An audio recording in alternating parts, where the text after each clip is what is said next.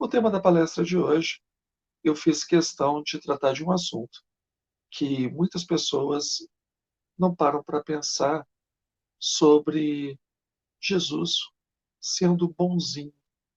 Jesus era bonzinho porque as pessoas entendem que Jesus era o perdão infinito de todas as coisas, que muitas vezes eu ouço palestrantes, divulgadores da doutrina e até pessoas católicas, evangélicas, achando que assim Jesus tem uma espécie de lavanderia mágica, onde tudo que entra sujo passa por ele e sai limpinho, sem nenhum esforço.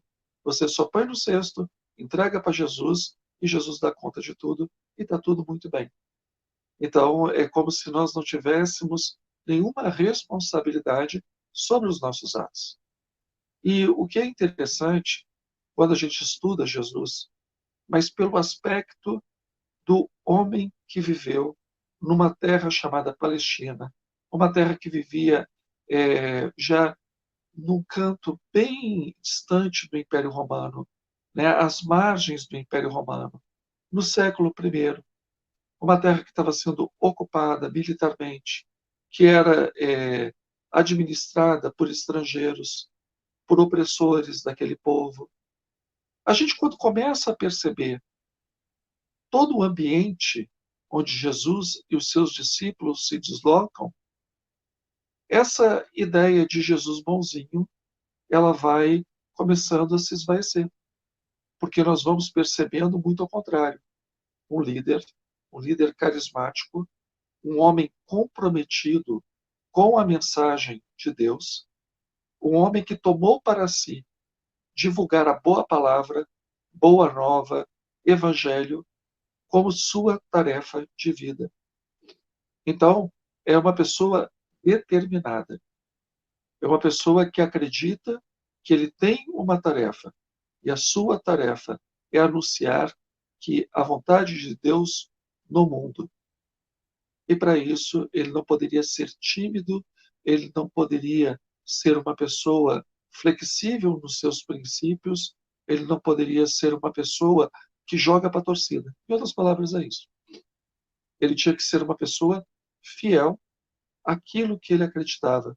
Porque aquilo que ele, Jesus, acreditava, ele tinha por experiência. Ele não pensava em Deus. Ele não imaginava como era Deus e como eram as leis de Deus. Como diz um padre catalão que escreveu um livro sobre Jesus, né, é Juan Plagola, ele diz que Jesus agia como quem tem a experiência de Deus. Quem é santo não é santo só na igreja ajoelhado rezando. Quem é santo lavando louça, é santo estacionando o carro, é santo fazendo macarrão, é santo conversando com a família, é santo no cinema, é santo em todos os seus momentos. Santo não é aquela figura católica com uma auréola sobre a cabeça. Santo, na raiz da palavra, é alguém separado por Deus para exercer um ministério, exercer uma tarefa. Então, Jesus era um homem santo, porque ele era uma pessoa que Deus separou para cumprir a sua palavra, anunciar a sua palavra. E para isso, Jesus já começa o seu ministério público, ou seja, o seu trabalho com a população, logo depois da prisão de João Batista. E ele começa exatamente da onde João Batista tinha parado. Ele anuncia a boa nova, a boa palavra, evangelho em grego. Evangelho significa boa palavra, boas notícias. A boa notícia de Jesus é anunciada dizendo, primeiramente, arrependei-vos, e depois, convertei-vos, porque é chegado o reino de Deus. Então, o reinado de Deus, o que é o reinado de Deus? É Deus assumindo o poder, é Deus reinando. Né? Se fosse, por exemplo, Alexandre o Grande, ou seria o reinado de Alexandre o Grande, o reinado de Júlio César. Então, é o reinado de Deus. Deus está assumindo o poder. Deus está assumindo o controle. É isso que Jesus anuncia. Então, a ordem a ser seguida não é a ordem do Império Romano, não é a ordem de Herodes e a sua corte na Galileia. Herodes Antipas, filho de Herodes o Grande. A ordem a ser seguida agora é a de Deus. Mas se Deus dita as regras, as pessoas têm que entender que elas têm que primeiro se arrepender daquilo que elas não seguem as regras de Deus e depois se converter, ou seja, assumir para si que as leis de Deus devem reger as suas vidas. Algumas pessoas podem se questionar assim, mas para aí, isso está parecendo mais sermão da igreja do que palestra espírita. Mas a gente não pode esquecer que o espiritismo, o vínculo dele é com Jesus. O espiritismo, ele é o cristianismo redivivo. Então nós pegamos o discurso de Jesus e trazemos novamente para a nossa realidade. E o discurso de Jesus era o anúncio do reino de Deus. Foi aí que Jesus parou. Então é daí que nós começamos. E o reino de Deus é Deus agindo no mundo. Mas Deus não tem braço, Deus não tem voz, Deus não tem boca. Como que Deus age no mundo? Através das pessoas. O Criador age na criação através das suas criaturas. Então, arrepender-se significa entender que nós estamos fora da determinação divina. E a gente só volta para a lei de Deus, né, as normas divinas, se a gente se arrepende de seguir as normas do mundo. Porque se a gente está satisfeito com as normas do mundo, com as leis do mundo, se a gente está confortável na nossa vida material, não tem porquê de nós priorizarmos uma vida espiritual. Então a gente tem que largar o nosso apego com as nossas limitações para que a gente possa voar mais alto. E isso está no Evangelho e está também no Livro dos Espíritos. O arrependimento é o primeiro passo no processo da redenção da alma humana. Então vejam que são discursos que não só se complementam, mas como se conjugam. E a conversão? A conversão, eu gosto muito da palavra grega, que é utilizada nos evangelhos. Para quem não sabe, os evangelhos foram escritos num dialeto grego chamado koiné. Os quatro: Mateus, Marcos, Lucas e João. O termo que eles utilizam para conversão é metanoia. Metanoia significa mudar a visão, mudar o entendimento, mudança de mente. Nós primeiro nos arrependemos da nossa vida, da vida focada na matéria. E por que a vida focada na matéria ela não é produtiva? Porque é da natureza da matéria a mudança, a desagregação. Então, quando nós focamos a nossa vida na matéria, invariavelmente nós vamos ter decepções e desilusões, teremos sofrimentos. Porque se nós somos focados no carro, o carro pode ser roubado, o carro pode ser batido, o carro pode ficar superado rapidamente. Se nós focamos no relacionamento, o relacionamento as pessoas mudam. Se é uma casa, um apartamento, aquela casa, aquele apartamento que, quando é novidade, nos encanta os olhos, posteriormente, ele requer manutenção, ele requer gastos, e às vezes fica ultrapassado. Às vezes, uma casa que era confortável no início deixa de ser depois. Às vezes, um bairro que é bom vira um bairro problemático. Tudo que o nosso corpo Ah, eu tenho um corpo saudável, bonito, maravilha, agradece a Deus. Mas a tendência do corpo é, em algum momento, essa coesão celular acabar se enfraquecendo. E daí vem a velhice e vem as doenças. Então, quando nós nos apegamos à matéria, naturalmente, nós nos apegamos ao sofrimento, porque a matéria muda. Quando nós nos apegamos ao espírito, nós nos apegamos a algo que é imortal. Então, os valores do espírito, eles não estão sujeitos à mudança. A nossa forma de ver o mundo muda, mas a nossa realidade espiritual é perene. Tanto que, se um meteoro bater na Terra, acaba a vida material no planeta. Mas nós, enquanto espíritos imortais, continuamos. Nem meteoro, nem buraco negro, nem tsunami, absolutamente nada. Altera a nossa essência espiritual. Por isso que os valores do espírito nos dão paz. Por isso que os valores do espírito são importantes.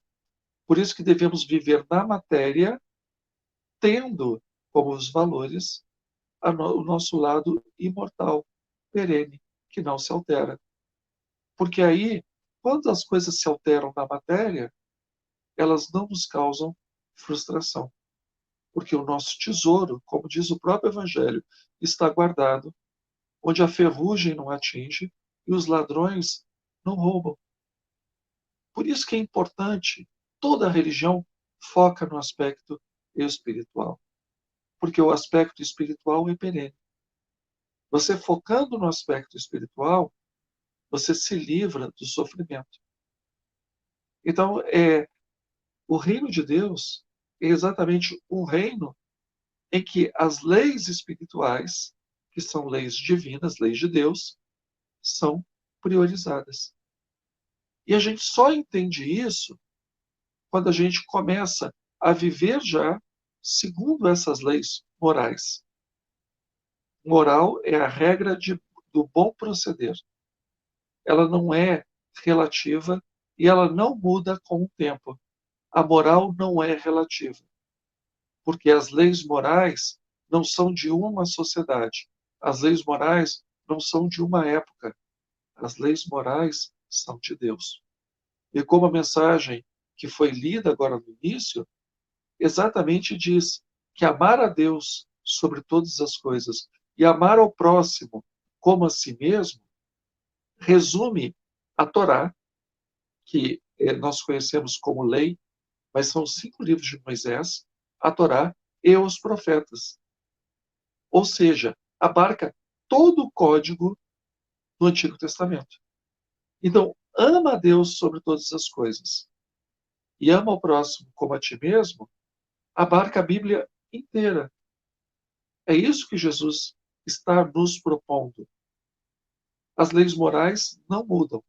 A moral humana, essa aí é passiva de mudar, porque o ser humano amadurece.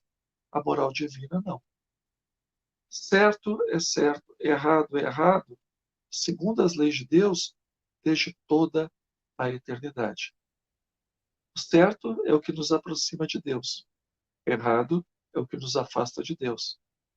Bom é o que é conforme às leis de Deus. Mal é o que é contrário às leis de Deus. Justo é o que segue o que Deus determina. Pecado é quando nós erramos nas nossas atitudes e nos afastamos das determinações do Pai. Isso é um resumo do que Jesus veio fazer na Terra. Não é questão de batismo, de liturgia, de livro sagrado, de sacerdócio. Não. É um compromisso da nossa alma com o nosso Criador. E Jesus tomou essa missão para ele. Agora, Jesus enfrenta uma resistência.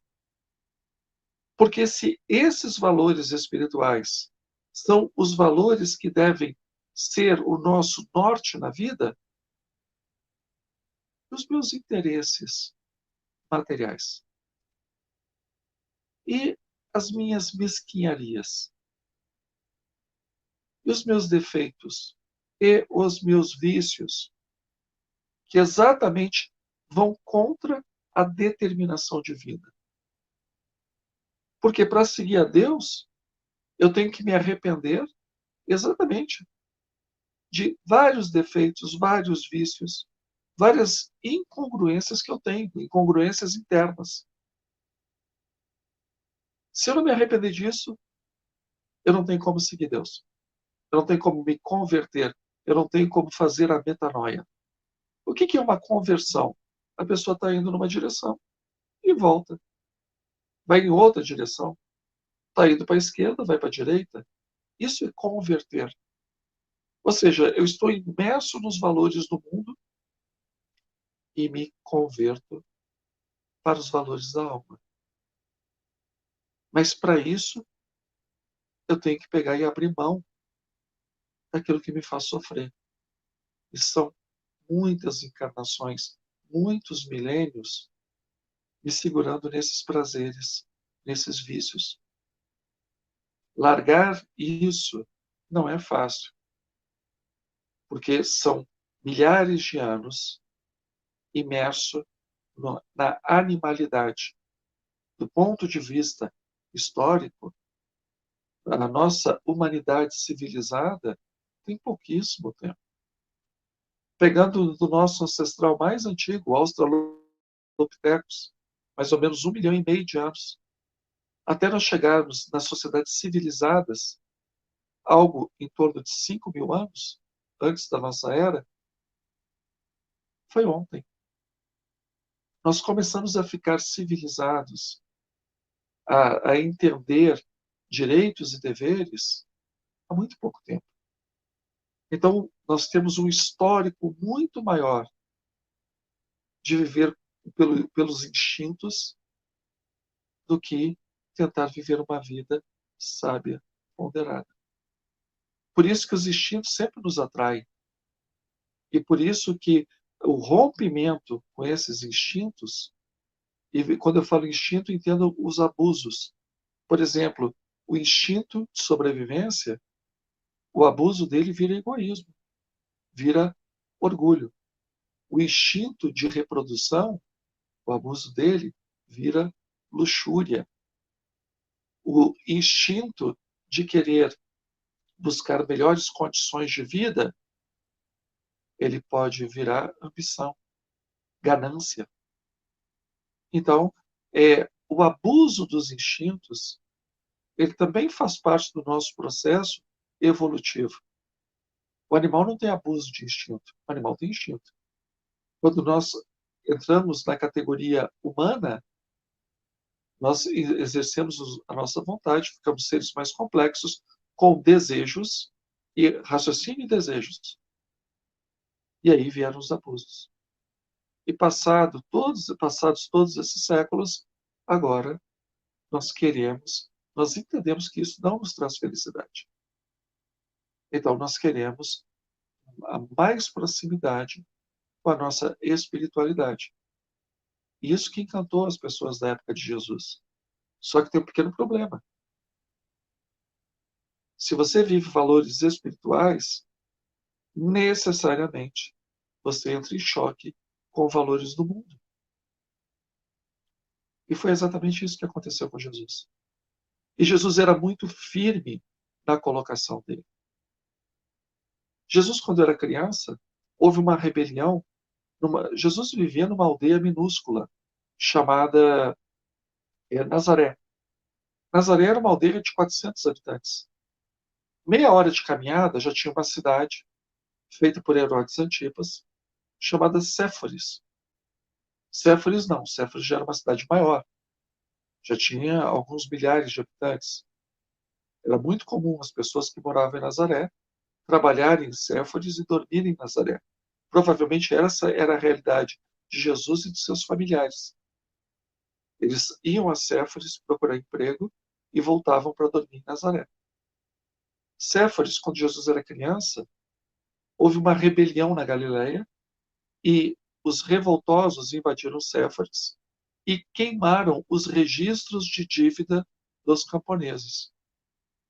Os romanos saíram da Síria, que é onde ficava a base deles, enviaram sua legião para acabar com a rebelião, e os homens foram todos crucificados, as mulheres violentadas, e elas e suas crianças vendidas como escravas.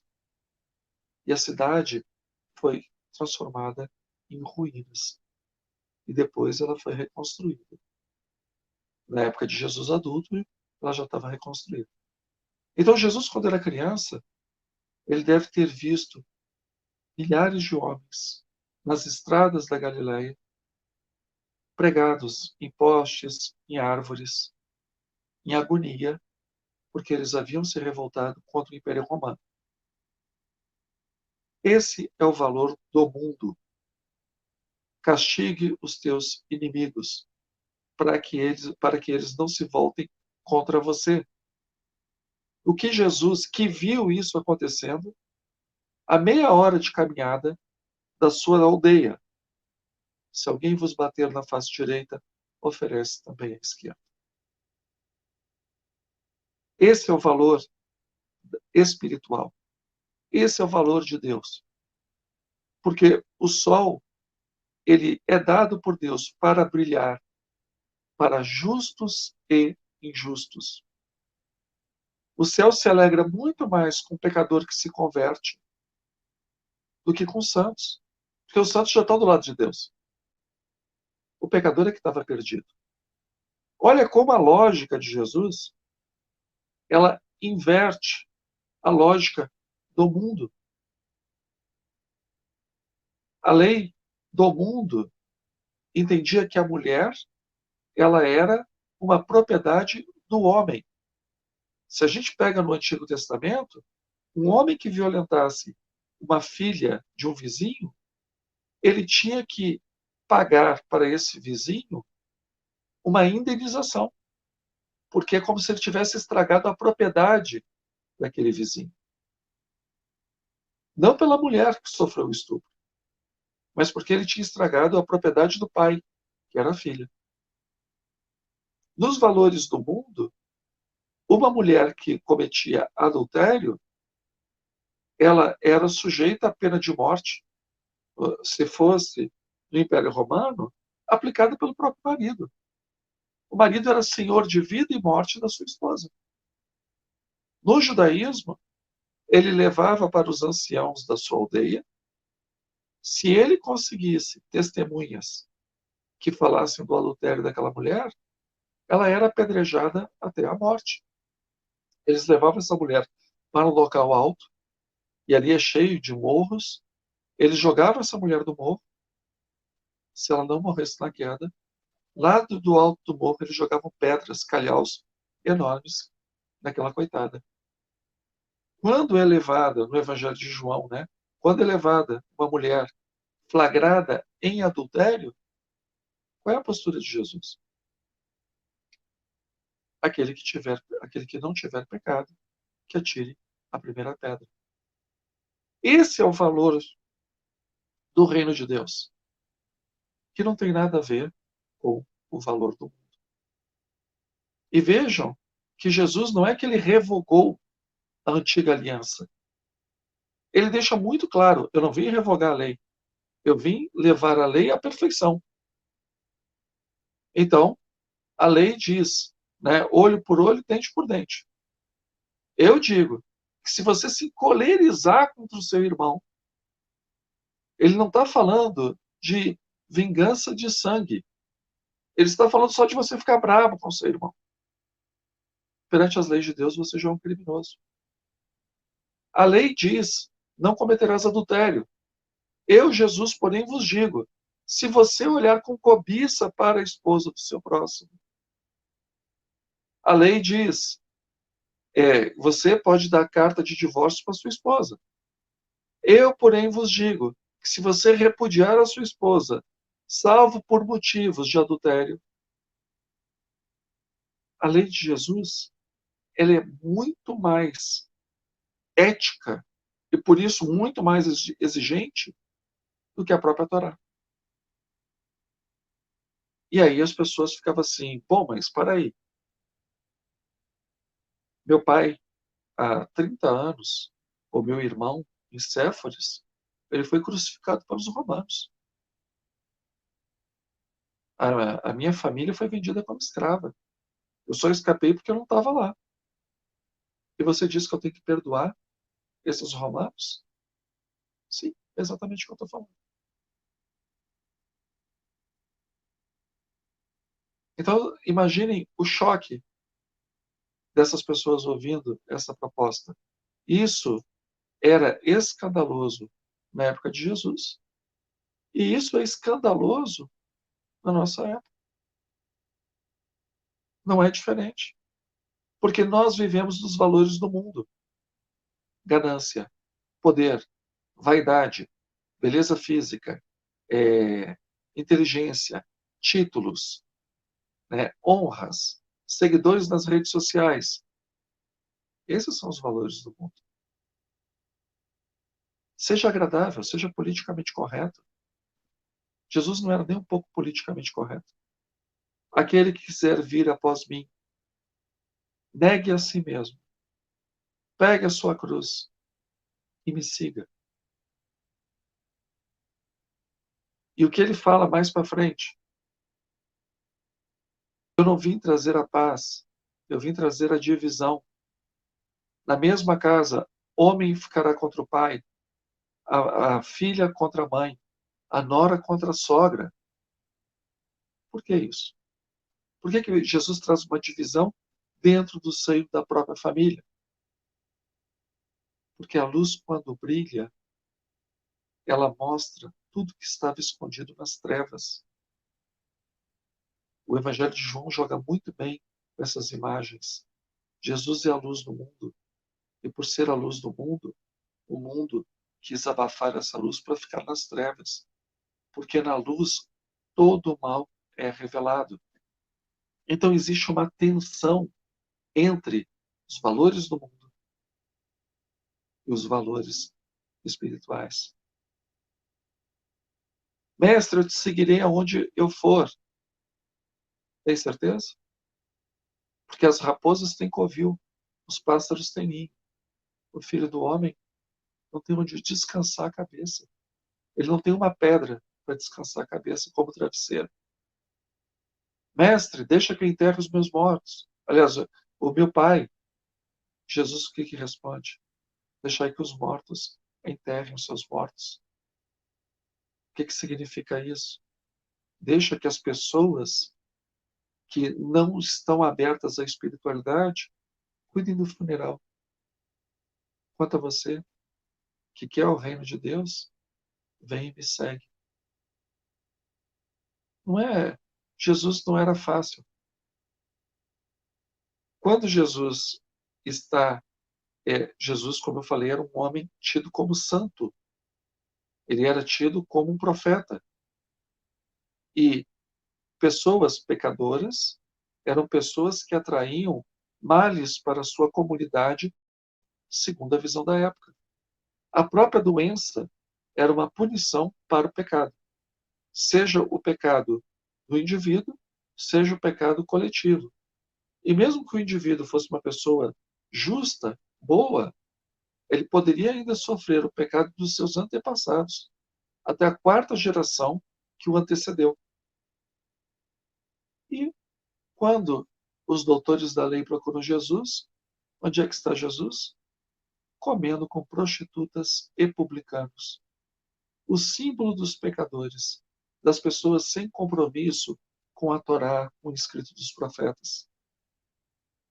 E essas pessoas ficam escandalizadas. Para aí, você tocar no pecador é você se contaminar com o pecado. E na época de Jesus, o judaísmo era muito preocupado, talvez a nação mais preocupada com a questão da pureza ritual. Não podia tocar no cadáver, não podia tocar no leproso, não podia tocar numa mulher na sua fase menstrual. Né? Então, tudo para eles tornava uma pessoa impura. E Jesus está lá, comendo com os pecadores. Aí a gente fala, bom, mas comendo com os pecadores, qual é o problema? Cada um tem seu pratinho, seu garfo, sua faca. Naquela época não tinha prato, garfo e faca. Naquela época, eles tinham umas tigelas, a comida era colocada nas tigelas, as tigelas eram comuns, elas ficavam ou numa esteira ou numa mesinha, e as pessoas metiam a mão na mesma tigela. Então, todo mundo que estava ali na volta dos alimentos pegava a mão e enfiava na mesma comida. Então, se você põe a mão na comida onde tem uma pessoa pecadora, você se contamina com o pecado dela. Essa era a lógica deles. E aí Jesus responde: vem cá, vocês querem que eu faça o quê? Eu não vim para chamar os sãos, eu vim para chamar os doentes. Ou seja, os pecadores são exatamente as pessoas que estão doentes. Jesus não dizia para a adúltera: olha, minha filha, está perdoada, pode continuar traindo teu marido. Jesus não dizia para a prostituta: olha, minha querida, está perdoada, pode continuar vendendo seu corpo, pode continuar se prostituindo. Ele não dizia para o coletor de impostos, que era o corrupto: ô, meu filho, Deus te abençoe, pode continuar se corrompendo. O discurso dele era: arrependei-vos e convertei-vos. Então, a adúltera tinha que deixar de se trair, a prostituta tinha que deixar de se prostituir, o corrupto tinha que deixar de se corromper. Ou a pessoa que era violenta tinha que ficar pacífica. A pessoa que era mentirosa tinha que aprender a calar a boca e falar a verdade. Essa é a conversão. Por isso que Jesus criticava muito os fariseus e os doutores da lei. Porque naquela época, quem é que detinha o conhecimento? Eram as pessoas religiosas. Quem é que ditava a moral? Eram os sacerdotes. Eram os estudiosos da Torá, os teólogos. Hoje já não é mais assim. Hoje nós temos os acadêmicos, hoje nós temos os filósofos, hoje nós temos os ideólogos, hoje nós temos os artistas. E o que Jesus falava para aquelas pessoas? Que vale para todos esses que eu citei agora. Meu querido, você põe uma. Você vai discutir uma palha, um cisco no olho do teu interlocutor, enquanto tem uma trave no teu rosto, tem um poste na tua frente. Tira primeiro o poste da tua frente e depois vai mexer no cisco do olho do outro. Vem cá, como é que um cego guia outro cego? Como é que você constrói uma casa na areia? E o pior do que isso, como é que você incentiva as outras pessoas a seguirem a tua planta arquitetônica? Esses são os hipócritas de todos os tempos. A gente sempre pensa assim: ah, está falando dos religiosos. Não, ele está falando de todas as pessoas. Porque na época dele eram os religiosos. Mas hoje, o conhecimento não fica só numa casta sacerdotal. Hoje, uma pessoa que é um influenciador digital, um blogueiro, um vlogueiro, uma pessoa que trabalha com o público, uma pessoa que escreve, um autor de livros, um cantor, um professor, lá no colégio, na faculdade, essa pessoa tem uma responsabilidade enorme com os seus seguidores. E aí Jesus cobrava. Vem cá, você não entra no reino de Deus e não deixa os outros entrar? Como é que é isso? Você diz para os outros fazerem uma coisa que você não faz? Quantas pessoas querem legitimar os seus desequilíbrios apelando para a ciência ou apelando para a religião? Isso acabou gerando para Jesus uma rota de colisão com os valores do mundo. E o ápice, né, a erupção dessa tensão aparece quando ele chega a Jerusalém, que ele visita o templo e vê ali no templo um sistema de exploração da fé das pessoas. E ele vai e faz o que os teólogos chamam de pureza do templo, purificação do templo, derrubando tudo ali e sendo muito enfático no seu discurso. Vem cá, isso aqui é a casa de Deus. Isso aqui simboliza a presença de Deus na Terra. E vocês transformaram isso aqui no mercadão? Oi? Que loucura é essa? Vocês que conhecem a Torá, vocês que conhecem os profetas, vocês que conhecem a tradição de Abraão até os dias de hoje, vocês estão prostituindo, corrompendo as palavras de Deus? O que sobra? E ali ele acabou, de certa forma, assinando a sua própria sentença de morte. Quando ele é crucificado, foi uma plaquinha de madeira em cima da cruz. Essa plaquinha, em latim, se chama titulus. Ela dizia o motivo, era uma ementa, era um discurso bem resumidinho do motivo daquela pessoa ter sido pregada, crucificada. E ali os romanos colocaram Jesus de Nazaré, rei dos judeus. O que significa isso? Jesus de Nazaré, aquele que anunciou um reino que entrou em colisão com o poder do templo, com o poder de Roma e com o poder de Herodes, da aristocracia judaica. Por isso ele foi crucificado. Jesus não foi crucificado porque ele curava leprosos, porque ele curava paraplégicos, porque ele dava visão aos cegos, porque ele fez multiplicação de pães e peixes. Jesus não foi crucificado porque ele andou sobre as águas, não foi porque ele ressuscitava pessoas, exorcizava os endemoniados no linguajar do Novo Testamento. Jesus foi crucificado exatamente porque ele incomodava. Jesus foi crucificado porque ele desmascarava a hipocrisia daquelas pessoas. Ele foi crucificado porque ele trazia a luz onde as pessoas queriam esconder toda a sua podridão nas trevas. Nós, como espíritas, nós resgatando o cristianismo primitivo, a gente tem que estar bem consciente que ficar do lado de Jesus é enfrentar o mundo. Se você gosta de discurso fofo, do espiritismo edredom, que só encobre as tuas deficiências, você pode ser uma pessoa mais consolada, mais confortada, mas com certeza não está sendo uma pessoa mais espiritualizada. Porque o primeiro incômodo que Jesus provoca é dentro da gente.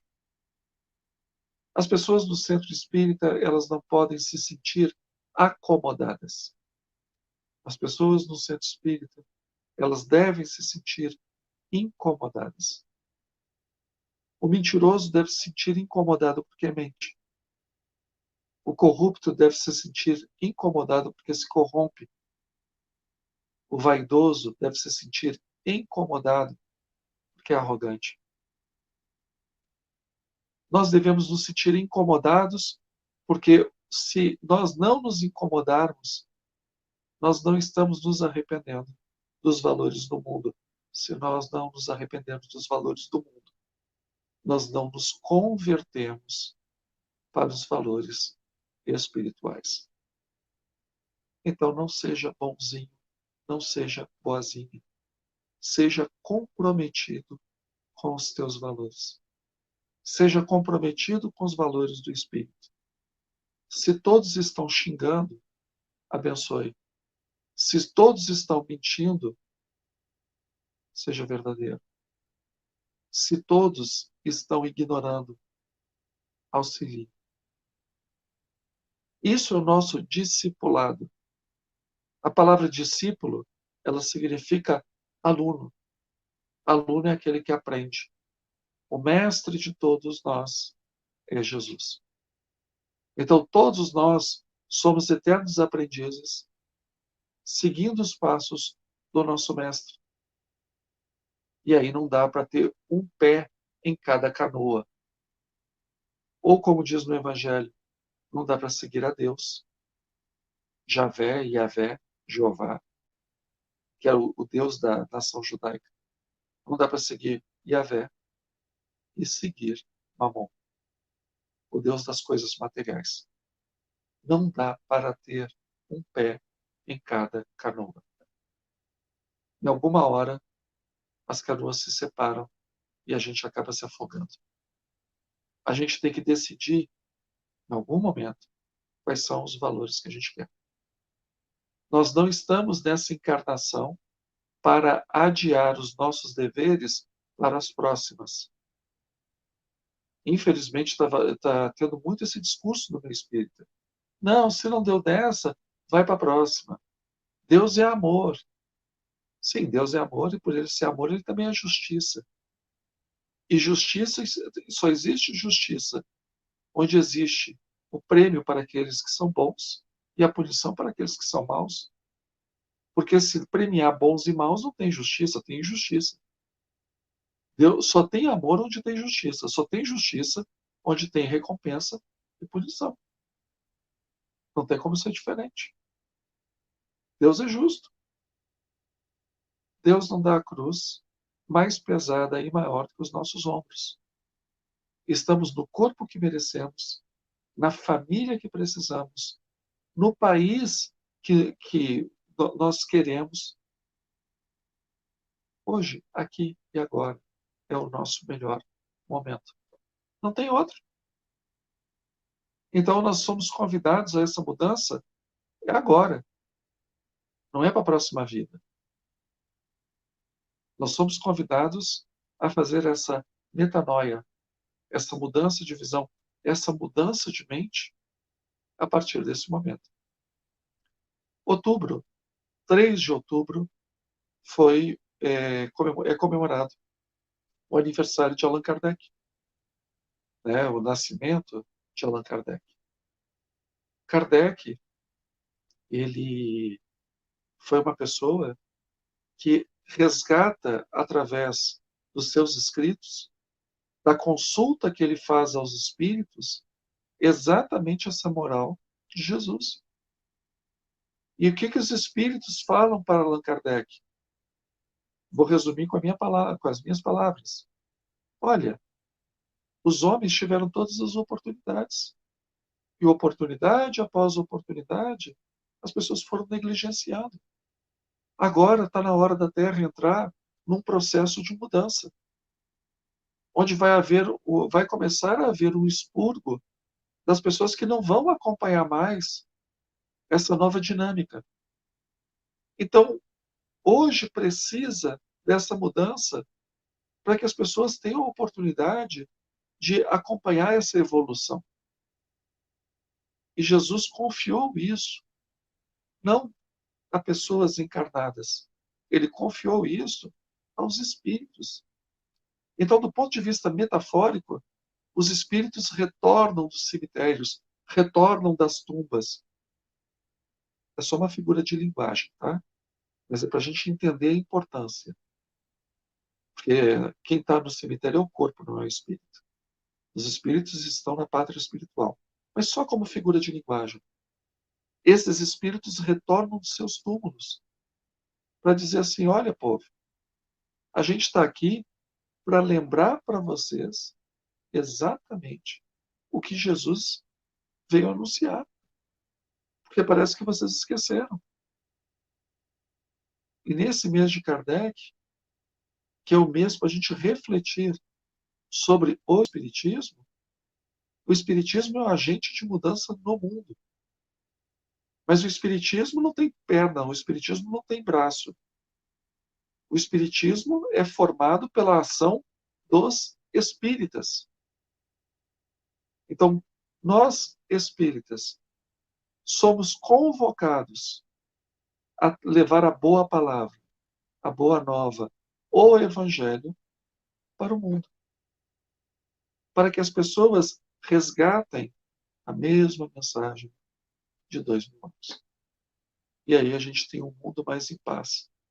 Porque no mundo onde as pessoas seguem as leis de Deus, não tem necessidade de Código Penal, Código Civil, CLT, porque cada um vai ser justo com o seu irmão, com a sua irmã de jornada. Jesus não era bonzinho. Jesus, ele era comprometido com Deus. Para as pessoas que eram materializadas, ele incomodava muito. Para as pessoas espiritualizadas, ele incentivava muito. Não sejamos bonzinhos, sejamos comprometidos com Deus. E tudo mais nos será acrescentado. Uma ótima noite a todos, fiquem com Deus, boas reflexões e, se Deus quiser, até a próxima oportunidade.